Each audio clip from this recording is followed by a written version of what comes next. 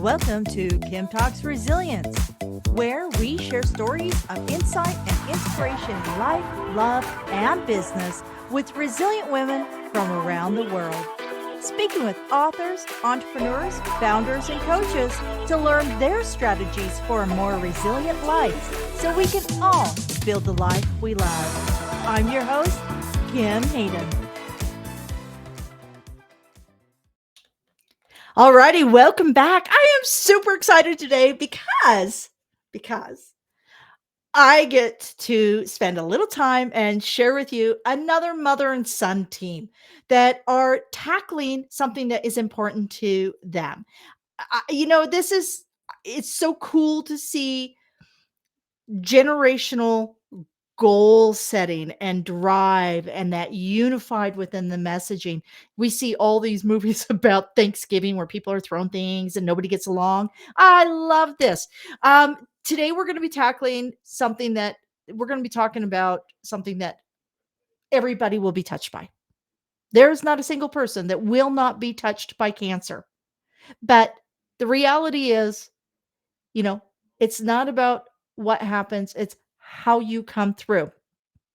Nancy Rugart Plummer and her amazing son, Robert, are here to talk about how Nancy is a survivor of ovarian cancer, stage 4, and metastatic brain cancer, along with her son, Robert, who is one of her caregivers.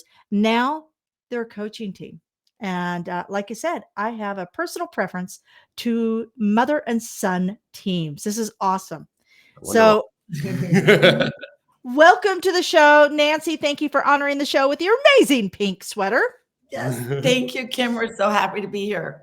I let her shine. I'm just going to sit here drably in my green.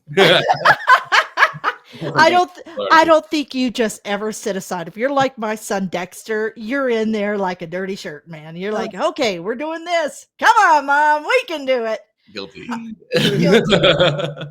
So share with us a little bit of who is Nancy, like where are you from? And then give us like the most embarrassing moment of Robert's life. No, don't do that. Let's save that for the wedding. But I know I'm so bad. But yeah, tell us a little bit about who you are and where you're from. Great. Right now I'm in Haverford, Pennsylvania, right outside Valley Forge, which most people know from its historic significance. We're choosing Valley Forge over Philadelphia right now? No, Valley. All right, love it. Okay. Sure. Valley Forge, Pennsylvania. And the historical buffs are out there. And I grew up here. And it's wonderful because our family is all here together. And it's my wonderful, wonderful place where I always say that, living here is the best. And if you want to travel, there's an airplane, there's a car, there's a train. You get to go everywhere else, but it's always best to be back with family. Yeah, so we're all here. We're all within 10 minutes of each other, and it's wonderful. It's a blessing and a curse, but it's a great time. We're, running a coaching business together, and, just trying to help people, tackle their life challenges, really. Yeah. You're probably the technology bridge, aren't you, Robert? Yeah. Without me, nothing happens on this device. Yep. And without her, nothing happens in the real world. So it's a nice team. Awesome. Real quick, I see a grand piano, beautiful baby grand. You play? Yeah, she doesn't, but that's amazing. We had one for years, and we are an entire family of squirrel chasers, or I'm sorry, the technical term is ADHD. So getting the kids to actually apply themselves long enough and then of course, then they got mom going, forget it. Just go outside, go do something. Go grab a stick. I don't know. Something good. It's like, not for years. It's like, this isn't worth it. I get to brag a little bit because Robert can play by ear, and he could play since he was tiny. And even as a kindergartner, he walks in and he says to his teacher, I would like to play for the class. She's like, what? And she says, do you take lessons? He goes, a little bit, but I watched you play it. And so that's who he is. And he's got a magnificent voice. So that's here, not for me to learn. The playing, yeah, it's I mean, she set a goal and she'll get there eventually, but it's for me. And then it's for the third generation, my nephew. who I'm trying to convince to, take up the keys, but he's like a year old. So give him, Oh, give him you have time. yeah, I got I'd like to dive a little into the coaching space, because coaching, I know, is one of the fastest growing industries out there. Part of that is because we have 30% of the office space is not going back to the office space. So they're needing mentorship, they're needing coaching so they can excel in their C-suite position or their, whatever. And then we have the other part of that, that they've gone into an entrepreneurial space. We have compounded on that mental health issues. There's so many things going on, and there's so many options within coaching. Can you tell us a little bit about your program? And I'd like to do this before we start diving into, your authorship and everything else. Tell us about your program and what people can expect from your programs. Yeah. Well, I'll start and just say that I've been a relationship and wellness coach for over a decade. And now Robert and I do it together, and we are helping in a few ways that are rather exciting and fulfilling. And so why don't you share the different ways that we've been So I think, coaching? one of the big things for coaching is first off, getting, having that person to talk to. It's like a version of therapy, right? I think a lot of it's self-confidence building, right? It's, looking at your life situation and seeing if you can see it from a different angle that might be a little bit more positive, see if you can like tackle problems that you like hadn't figured out solutions to, like those sorts of things, right? It's just sort of having another set of eyes on the problem and having someone to help you see your situation in a new light, I think is a huge part of it. So we help people with where they're at and what they want to do now. A lot of it is people have a huge life challenge, and whether that is they've find themselves being divorced, they find themselves wanting something different, or they're dealing with an illness and now they've recovered. And so it's their opportunity to transform their lives in some way. And usually what happens is, once we give them the tools and we help them build their own confidence with scaffolding and bring them along their way till they can do it themselves, what's neat is they start transforming their lives in many areas. Yeah. So they think they're coming to us to help with dating and relationship. And then what happens is they say, oh, wait, and I want to change my career, and I want to, they build on it. Yeah. And that's what's fun for us is start giving back, start, contributing to the community a little bit more, like all these sorts of things. It's really, once you get a little bit of momentum building, then you really can build a head of steam. And our goal is to get, to have clients for as short as possible, and that they can graduate from our program and just go out and help the world, because that's all we really want. Mm-hmm. And you said the U stood, what does the U stand for? To give us upbeat, unstoppable, and unafraid. Amazing. Yeah. Winston Churchill said, fear is an emotion, courage is a decision. Right. And it's one of my favorite quotes, because we operating within our caveman brains, we're afraid of sharp objects, and we're afraid of the dark, and we're afraid of all this, or afraid we're not going to have enough money. And as soon as you get through that, it's amazing how much energy you have to actually apply it. Never being afraid isn't courageous. Never being afraid is stupid. Being courageous is being afraid and doing it anyway. Exactly. Yeah. Exactly. So I want to talk about, because I have a gal that is a friend of ours here in Calgary, and she's gone through 3 bouts of major cancer, and to the point where, she not only lost hair, but she lost her nails, and she lost a lot of these things. Yeah, it was pretty major. She's doing great though. Like, we have an amazing facilities here. She has an amazing network, and she is generally an absolutely amazing human being. So she already had a great foundation to work from. I want to talk about your story of resilience, your greatest challenge, and walk us through that. And then we're going to move into your book. But first, give us kind of your story of resilience, and 1, 2, or 3 strategies, tips, or ways to actually embrace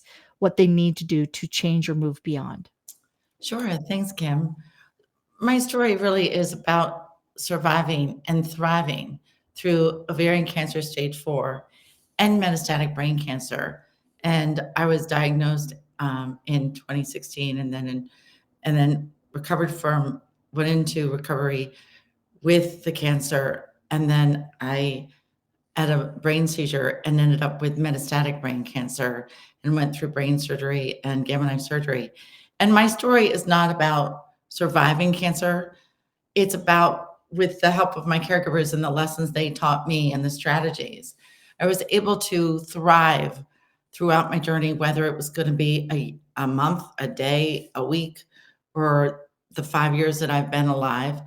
And I want to bring it to Robert, because Robert was one of my main caregivers, and the lessons that I learned through them is why I'm here today and so happy and giving back. Yeah, just to give like some context for how incredible she is. So she, had brain surgery and was told that she might be paralyzed on her right side and never able to speak again. Clearly, she can speak tremendous amounts, like way too much sometimes. But also, we go rock climbing, we play tennis, we go skiing together. She's like an incredibly active and athletic person, and to go from being told that you might be paralyzed forever to that is just phenomenal. I think one of the big things we did during your journey from the get-go was, first off, getting diagnosed was really tough for her. She went to her doctor, her OBGYN of 25 years, was it? He delivered me and both my sisters, and told him that she was having problems, and he just didn't believe her because she looked so good. And she sort of sat on that for another 7 months, right? While her conditions were just getting worse and worse, until finally one of her friends dragged her into the ER. So if any of you out there are going through anything and know that your body is in pain, don't keep it secret from the people in your life. Tell your doctors, be adamant that your body better than they do. Yeah, it's important. I really learned the hard way to self-advocate. Yeah. And that is one of the main things that we say is being resilient is you've got to share what's going on. Yeah. It's you got to be vulnerable, right? Yeah. People think being vulnerable is weak, but it's not. It takes a lot of strength to be vulnerable, and it's incredibly difficult. And people are afraid that they're going to sound like the squeaky wheel, right? But the squeaky wheel does get the grease. You have to at some point in time come out there and tell the world what your problems are, what you're having issues with, because no one can help if they don't know. So that's actually the second big one for us, is asking for help is huge. Right. One of the things we did best, being a caregiver is a full-time job. Mhm. And in fact, it has an incredibly high rate of depression in this country. Something like 50% of all caregivers suffer depression. And, what we did that was so incredible was, instead of just me being a caregiver or just one of my sisters being a caregiver, not only did we split the task between the three of us, but we started going out and recruiting from her friend group, going as far as to ask a friend of hers that she hadn't spoken to in almost 20 years, a friend from high school who she happened to have the email address of still, just because we needed it. Yeah. We had this list of tasks that needed to be done. It's well, I can't do it, and you can't do it, and she can't do it, and all right, well, who else can we ask for? And that's the thing about resiliency. We resiliency is having the tools and pivoting to use the tools and strategies to stay upbeat, unstoppable, and unafraid. Yeah. But one of the things that people don't realize in being resilient is one of the strategies is to get an army together. And that's so important. I don't think that that resilience is just what you can do. It's the strategies. Yeah. It's the strength to ask others for help. I think we forget that it takes a village to raise a child. It takes a village to what you guys are talking about so resonates. I have my family, my kids very close to me, and I've been very blessed in my life. So, but we've had major medical scares with our kids. My youngest has, she's my $1 million baby. And I think and maybe I'm completely wrong on this, but I think that when we face a major challenge, a challenge we have no control over, we either push through or we let it drag us under, right? Yeah. that there's almost like this shame or this embarrassment that Yeah. goes with it. You guys are probably better at like maybe you can explain this better to me, because I do think that we expect ourselves to be superhuman, and I don't think, yeah. Can you give us some light on it, because you guys are the experts in all of this, and I'm guessing relationship advice also has to deal with our relationship with self. Yeah. Oh, 100%. If you don't love yourself, it's impossible for you to love someone else. At least, in a constructive and productive way for both people. And I want to jump in before he says, how the whole point of being vulnerable and sharing and needing your army and asking for your army is, I did reach a very low point, so low. I really didn't want to live. And that's what I'm saying about how important being vulnerable is, and finding your army is that even though there's a lot of resilience that I had for myself, I really want to touch upon the fact that they were resilient too. And that's the whole point of being a caregiver. And you guys help me through that horrible time. We're not resilient all the time. No, we're not resilient all the time. And it's like, if you're a boxer, right? You got knocked down, like, yeah, you have to climb up, but you've got a guy in your corner who's there to, brush you off and, wipe down your, or cut your eyebrow. There's a whole lot of things that go on. It's kind of gross, but you have people in your corner, right? And making sure that those people are there, like, they can be resilient for you sometimes, as long as you are being open and honest with them about what you need and what you're going through. And if it's so difficult, but especially asking for help, everyone hates asking for help because you think it's going to be this huge imposition on people. But imagine all the times you've been asked for help in your life. If someone came up to you and said, "Hey, I have cancer, like, can you help me walk my dog, or take me to chemo one day, or read my kids a bedtime story," like, whatever, right? Like, there are these things that you just need to do in your life. And if someone asked you to do them, you would feel great helping them for that, right? Yeah. But people don't have this transition in their mind from, like, that's how other people would feel if I asked them for help. But that is how other people feel when you ask them for help. And you, to your point, what we learned in my journey is that I had to ask people for specific things. Yeah. Like, that's what helped, because so often people hear they'll say, "Oh, is there anything I can do to help?" And what surprised, like the friend I called after 20 years, was that when she said, "Oh my God, is there anything I can do?" I said, "Yeah, actually there is." Yeah, exactly. And I said, "Yeah, here's your task, if you'll take it." And if you don't have a list of things to ask people for, you're just going to get a freezer full of casseroles or nothing, right? The freezer full of casseroles. That's good. That's good for the baby.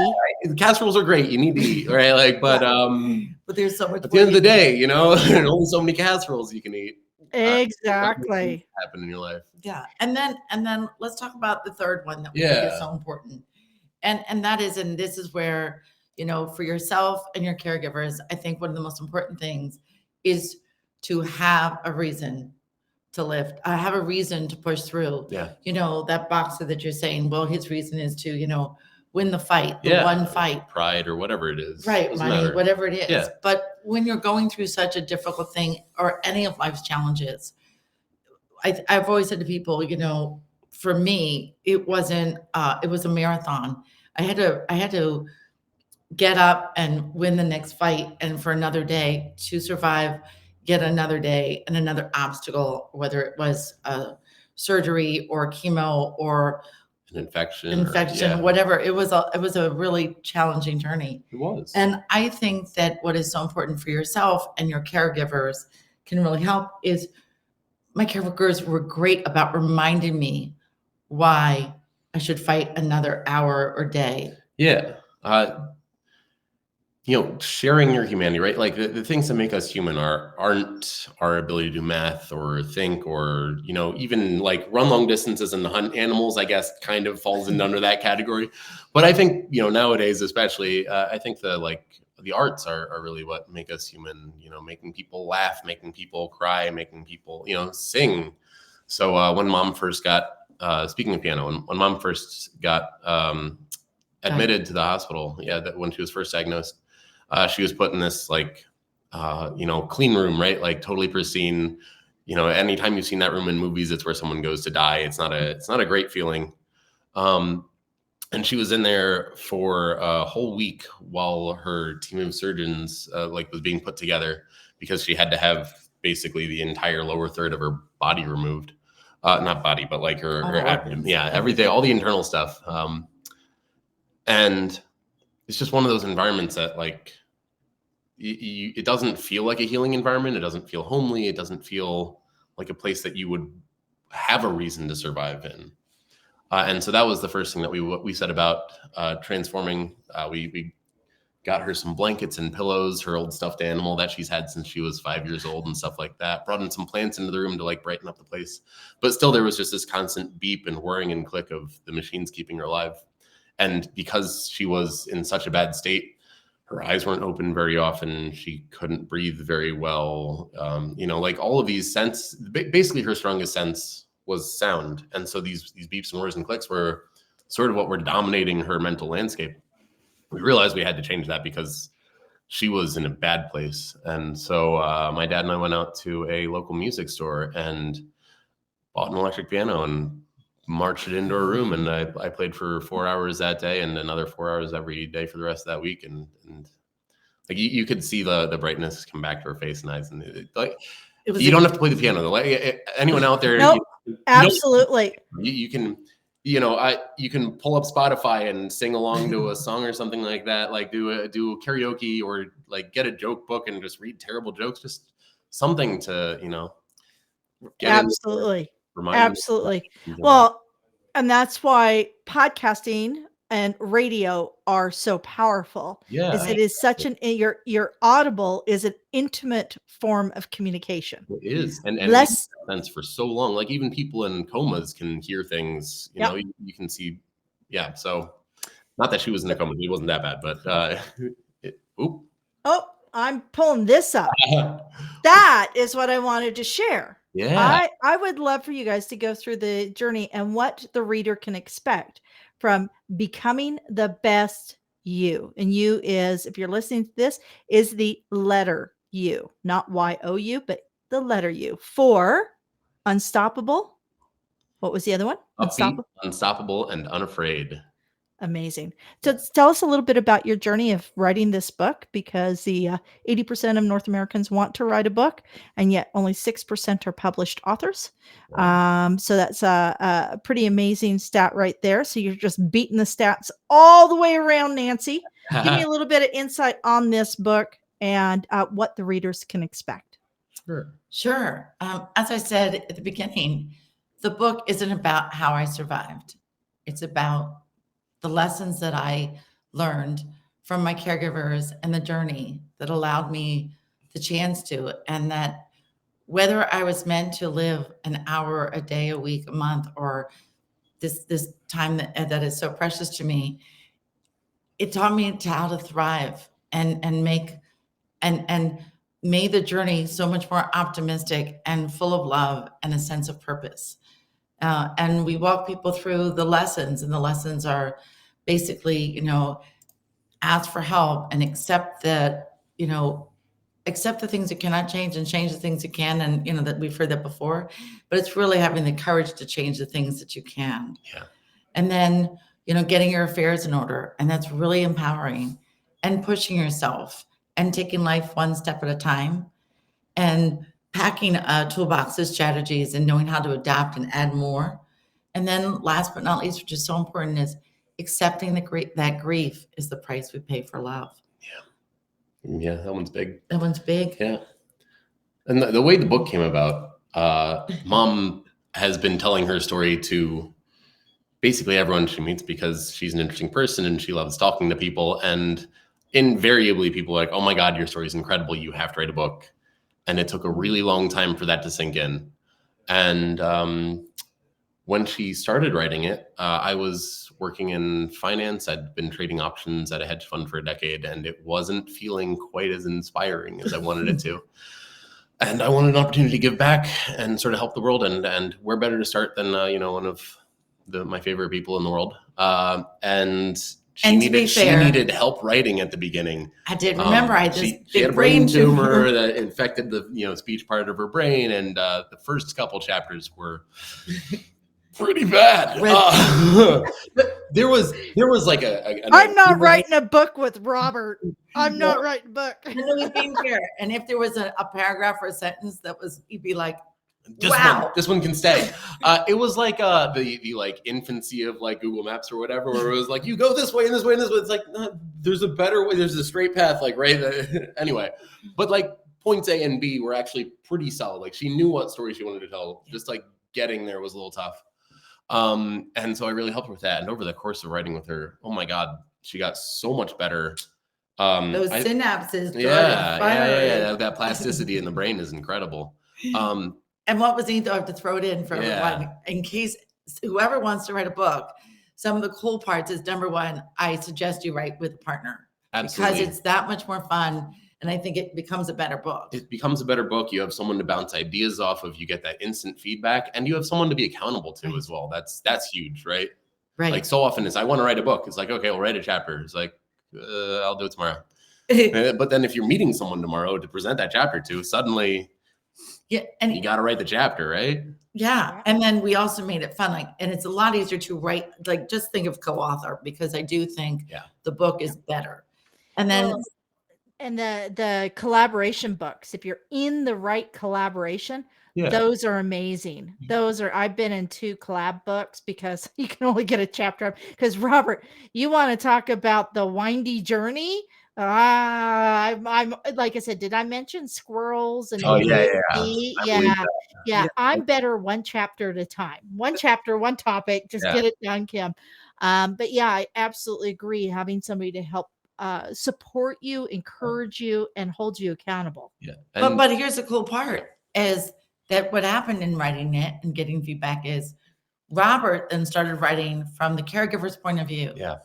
Which the book also has activities and insights and places for you to, it has questions for everyone and places for you to write it down. Like reflection and feedback and stuff like that. And like little tasks that you can do that we think are pertinent to the chapter, and that will help you really wherever you are in life, but particularly if you're going through something like cancer. Yeah. It helps you become, I think, actually from helping people, they put it into action, right? Yeah. Like, there's a lesson in every chapter, and we try to give you like concrete steps that help you put it into action at the end. And one of the things is I've studied a lot about resiliency. So many people have said you're resilient. And I love the question, is resiliency, is it innate or can it be taught? And I think it's both. And so what I love about the lessons in our book, because this is why I'm so excited, we both are so excited to be on your podcast, is that what our book does is give you the tools and the strategies to teach you more resiliency. And that's our give back. Yeah. It's amazing. And that's what the world needs right now. It really does. There's a lot of issues around mental health. There's a lot of issues around young men and their disassociation from society. And as a mother of 2 young men, I have a 33-year-old son and a 25-year-old son. It's always refreshing to see somebody engaged with a balanced family dynamic, an engaged family dynamic, because that's the core of confidence. Absolutely. And there's lost without my family. I don't know. Yeah. And I get it. I get it. Totally get it. I'd like you to share where people can find you, how they can engage, so they can continue this conversation. And don't worry, folks, if you're listening to this and driving your car, please do not pull out your pen and paper or try to write something in your phone. I promise you, all this information will be in our show notes so that you too can follow up and have a great conversation and engage. But go ahead, guys. Where can we find you? So our primary spot is our website, becomingthebestyou. That's the letter U.com. And then we've been dabbling in TikTok lately. TikTok at Nancy Rugart Plummer. That's her name. Our Instagram is Instagram/upbeat unstoppable unafraid. And then we also have LinkedIn and Facebook that are linked to the Becoming the Best You. But amazing. bestyou.com is probably the best place to find us. And you can also get the book on Amazon. And becomingthebestyou.com. That's awesome. So I always like to close the show out with a quote that if somebody's having a tough day, they can borrow for the day. That Sure. they use this as your mantra for the day. What is a quote that you just kind of think everybody should have in their pocket? I have a personal favorite. Comedy is just tragedy plus time. That I think really helped us through our, through our journeys. There were so many times where something horrible happened, and you get this choice like immediately, like when a baby falls, and they look at you to see what your reaction is, and if you freak out, they start crying, and if you like laugh, they start laughing.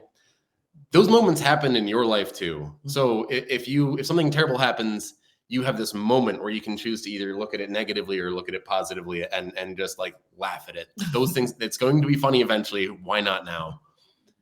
So that's my thing. Comedy is tragedy plus time, and try to keep time period as short as possible. I get that quote. I always tell people my life story will either be an inspiring tale or a cautionary tale. One or the other, folks. One or the other. It's a tale, right? It's a story. That's all that really matters. Absolutely. I look forward to seeing more from both of you. And what an inspiration. And I do think that the relationship coaching is so important because I think we're missing a key element that's really hurting our society today. And, relationship starts with self and moves outward. It absolutely does. Beautifully said. Try to touch as many people as you can. Like not legally. Yes. Not physically, metaphorically. Oh, we are going for pizza when I'm in Pennsylvania. And on that note, folks, you know what? All I can say is be good to yourself. Give yourself grace. That is the one thing we are all missing in this world right now, is giving ourselves grace to be vulnerable, to be resilient, to pivot. It's okay if you have to shift here, shift there, change. It's okay, because this is all the art of being human. All righty. So until next time, do check out, and if you get a chance, I'm going to plug this in a moment, but hey, check out resilientgift.com, our community.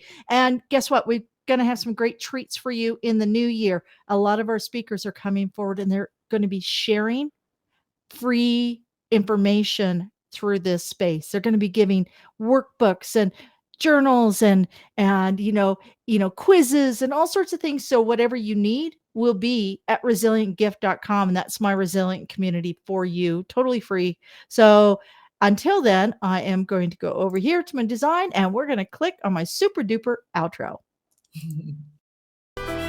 Thank you for joining us here today at Kim Talks Resilience. I'm your host, Kim Hayden, and I'd love to invite you to our resilient community at resilientgift.com. That's resilientgift.com, and we'll send you our magazine and tickets for upcoming events and all sorts of cool things we do here.